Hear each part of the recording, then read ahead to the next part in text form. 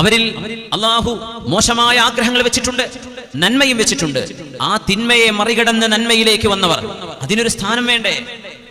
നമ്മളും മൃഗങ്ങളും തമ്മിൽ വ്യത്യാസം എന്താ? മനുഷ്യന് ബുദ്ധിയുണ്ട്, ശരീരത്തിന്റെ ആഗ്രഹങ്ങളുണ്ട്. മൃഗങ്ങൾക്ക് ബുദ്ധിയില്ല, അവർക്ക് ശരീരത്തിന്റെ ആഗ്രഹങ്ങളുണ്ട്.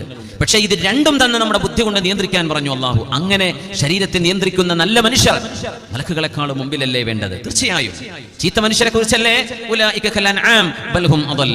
ദുനിയാവിൽ ഒരുപക്ഷേ മലക്കുകളായിരിക്കാം, പക്ഷെ സ്വർഗ്ഗലോകത്തേക്ക് എത്തുമ്പോൾ സ്വർഗ്ഗലോകത്ത് കിടക്കുന്ന മനുഷ്യരാണ് മാലാഖമാരെക്കാളും മുന്നിലെന്ന് മഹാന്മാർ സമർത്ഥിക്കുകയാണ്.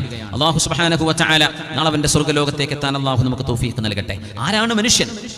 ഇത് ഖുൽനാ ലിൽ മലായികതി ഇസ്ജുദൂ, മലക്കുകളെ നിങ്ങൾ സുജൂദ് ചെയ്യണം. മനുഷ്യനെ അല്ലാഹു കളിമണ്ണിൽ നിന്ന് പടച്ചു. അല്ലാഹു സുബ്ഹാനഹു വ തആല മഹാനായ നബിയുല്ലാഹി ആദം നബി അലൈഹിസ്സലാമിനെ കളിമണ്ണ് കൊണ്ട് രൂപപ്പെടുത്തി. അല്ലാഹു തറകഹു 40 യൗമൻ